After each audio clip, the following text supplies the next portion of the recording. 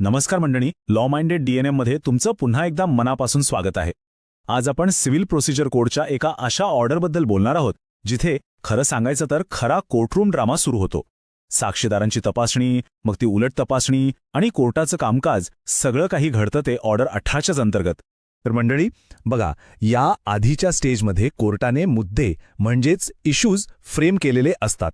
म्हणजे न्यायाधीशांना आता पक्क माहीत आहे की नेमके कोणते प्रश्न सोडवायचे आहेत. आता खरी लढाई सुरू होते, ती म्हणजे त्या प्रश्नांची उत्तरं पुराव्यानिशी देण्याची. इथूनच खटल्याला खरी धार चढते.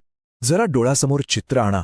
कोर्टरूम, तो साक्षीदाराचा कटघरा म्हणजे विटनेस बॉक्स, त्यावर ठेवलेली गीता किंवा आपलं संविधान आणि साक्षीदाराने घेतलेली शपथ, मी जे काही सांगेन ते खरं सांगेन. हा सगळा जो ड्रामा आहे, ही सगळी प्रक्रिया, हेच तर आहे ऑर्डर 18, जिथे खटल्याचा आत्मा जिवंत होतो. चला तर मग या प्रकरणात जरा अजून खोलवर जाऊया. कोर्टात सगळ्यात पहिला आणि महत्त्वाचा प्रश्न येतो की सुरुवात कोण करणार, म्हणजे आपला पुरावा सगळ्यात आधी मांडणार कोण. आता समजा ही एक क्रिकेट मॅच आहे, तर पहिली बॅटिंग कोणाची? वादी म्हणजे प्लेंटिफ ज्याने केस दाखल केली आहे तो सुरुवात करणार, की प्रतिवादी म्हणजे डिफेंडंट ज्याच्यावर आरोप आहेत तो करणार? हा अत्यंत महत्त्वाचा प्रश्न आहे. तर बघा, साधारणपणे सुरुवात नेहमी वादी म्हणजेच प्लेंटिफ करतो. यामागे कायद्याचा एक मूलभूत नियम आहे, बर्डन ऑफ प्रूफ. सोप्या भाषेत ज्याने आरोप केला आहे त्यानेच तो सिद्ध करावा, म्हणून वादी आधी येतो. पण एक महत्त्वाचा अपवाद आहे. समजा प्रतिवादीने वादीचे सगळे आरोप मान्य केले, पण तो म्हणाला की हो, हे सगळं खरं आहे, पण ही केस कायद्यानुसार मुदत बाह्य आहे, म्हणजे बार्ड बाय लिमिटेशन आहे. अशा परिस्थितीत आता सिद्ध करण्याची जबाबदारी प्रतिवादीवर येते आणि मग तोच सुरुवात करतो.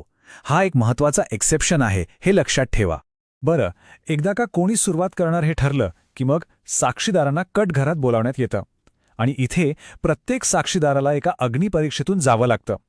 ही प्रक्रिया 3 टप्प्यांमध्ये विभागलेली आहे. हे 3 टप्पे म्हणजे सरत तपास, ज्याला आपण एक्झामिनेशन इन चीफ म्हणतो, मग येतो उलट तपास म्हणजे क्रॉस एक्झामिनेशन, आणि शेवटी येतो फेर तपास म्हणजे री एक्झामिनेशन. चला, ह्या प्रत्येक टप्प्याचा अर्थ अगदी सोप्या भाषेत समजून घेऊया. पहिला टप्पा सरतपास, हा तुमचा होम ग्राउंड असतो असं समजा. इथे तुमचाच वकील तुम्हाला प्रश्न विचारतो. या टप्प्याचा उद्देश काय, तर तुमची बाजू, तुमची कहाणी कोर्टासमोर व्यवस्थितपणे मांडणं. तुमचा वकील इथे तुमचा मित्र असतो, तो तुम्हाला मदत करतो. आता येतो सगळ्यात महत्त्वाचा आणि नाट्यमय टप्पा, उलट तपास. येथे विरोधी पक्षाचा वकील तुमच्यावर प्रश्नांची अक्षरशः सरबत्ती करतो. त्याचा एकच उद्देश असतो, तुमच्या बोलण्यातल्या चुका शोधणे, तुमच्या साक्षीची विश्वासार्हता कमी करणे आणि सत्य बाहेर काढणे. खरं सांगायचं तर इथेच मोठमोठ्या केसेस जिंकल्या किंवा हरल्या जातात. आणि तिसरा टप्पा म्हणजे फेरतपास. हा एक प्रकारे डॅमेज कंट्रोल आहे. जर उलट तपासणीमध्ये विरोधी वकिलाने काहीतरी संभ्रम निर्माण केला असेल किंवा तुमच्या साक्षीचा चुकीचा अर्थ निघाला असेल, तर तुमचा वकील तुम्हाला पुन्हा काही प्रश्न विचारून ते स्पष्टीकरण देऊ शकतो. पण एक गोष्ट लक्षात ठेवा, इथे नवीन मुद्दे अजिबात मांडता येत नाहीत, फक्त स्पष्टीकरण. आता आपण एका अशा बदलाविषयी बोलणार आहोत ज्याने सिव्हिल कोर्टाच्या कामकाजात अक्षरशः क्रांती आणली आहे. हा बदल म्हणजे 2002 साली झालेली एक अत्यंत महत्त्वाची दुरुस्ती. बघा, 2002 पूर्वी प्रक्रिया खूपच वेगळी आणि वेळखाऊ होती.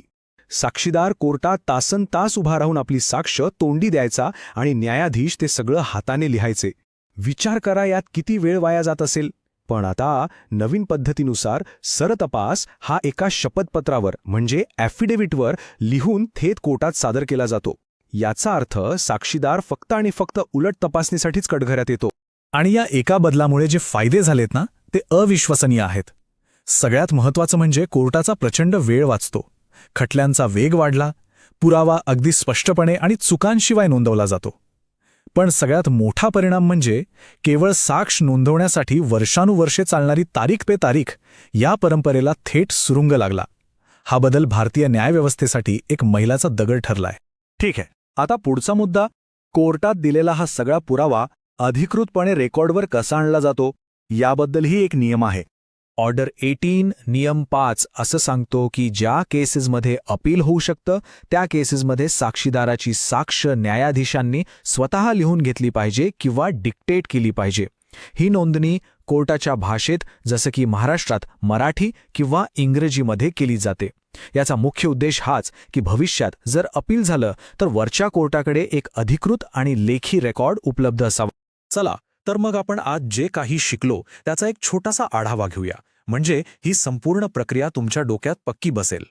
तर पुराव्याचा प्रवास या 4 सोप्या टप्प्यांतून जातो. नंबर 1, वादी पुरावा सुरू करतो. नंबर 2, सरतपास शपथपत्राद्वारे सादर होतो. नंबर 3, साक्षीदार फक्त उलट तपासणीसाठी कटघऱ्यात येतो.